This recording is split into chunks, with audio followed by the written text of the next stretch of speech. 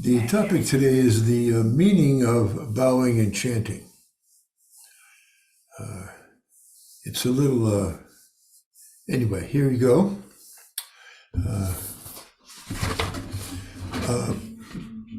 Most of you will also be here following the service, following this for the service. Why some of you might not is because they are busy or because they have another religion that they believe in as well, or because they think that bowing or chanting is being too religious for them. Those who do remain for service might do so because they like bowing and chanting, or they think that they should do them, or because they see bowing or chanting as things to be done, or because they do them for others. These last two reasons are ones a bodhisattva might give. They do them because they do them because they think they are things to be done, or because they do them, the bowing and chanting, for others. Some of you might even be doing bowing and chanting as a part of practicing just doing. Then you won't be doing it out of thinking that bowing and chanting were meaningful in the past, or might be meaningful in the future, or might have meaning in the present, that is, in the midst of doing them. Suzuki Roshi wrote his graduation thesis on bowing. But neither when bowing, just bow, or when chanting, just chant, should be taken as meaningful when doing them.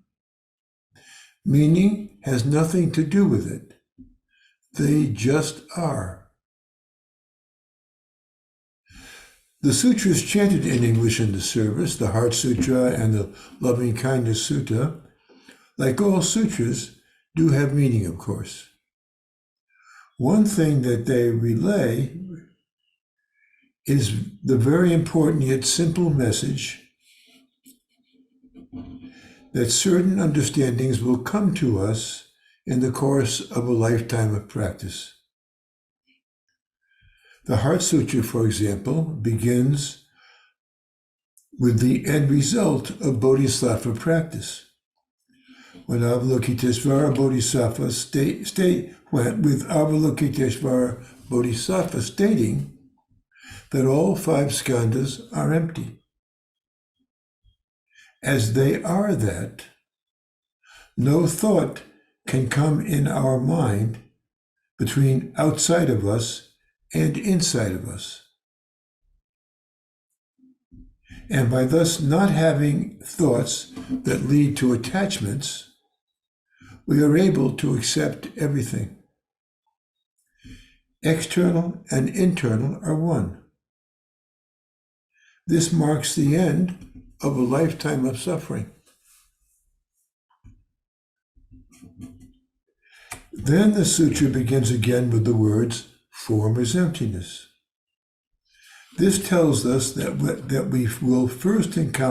what we first will encounter in doing meditation is that our thoughts are ephemeral in nature, which is to say, all things, which essentially are thoughts, are empty in having no permanent self-nature. What comes next is emptiness is form, which represents the need to deal with the extent to which delusions get in the way of our experiencing our true nature. In coming to terms with our delusions, we become aware of them by returning to ordinary life, which is form. Only after dealing with delusions, to be free from control over them, we truly experience that indeed all dharmas, i.e. thoughts, are marked with emptiness. When there is just emptiness, as in enlightenment experience, then emptiness is emptiness. As ultimately this includes even the Buddha's teachings, no eyes, no ears, no nose, no tongue, etc. This leaves us with nothing to attain, the sutra says. Though this is so, we have nothing to attain, we are now able instead to depend on prajna, our innate wisdom, for dealing with things as they are, which is form is form. Thus, without any fears or concepts connected to thoughts, we attain unsurpassed, complete, perfect enlightenment. The Heart Sutra ends with praise for the mantra that it concludes with. Gate, as you all know, gate, gate, para gate, parasam gate, bodhi svaha.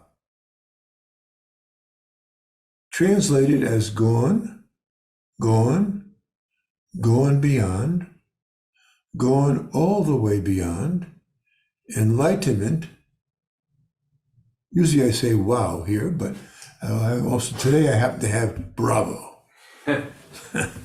This is a simple step-by-step summary of how we go from samsara, with its basis in delusions, to the reality which is nirvana.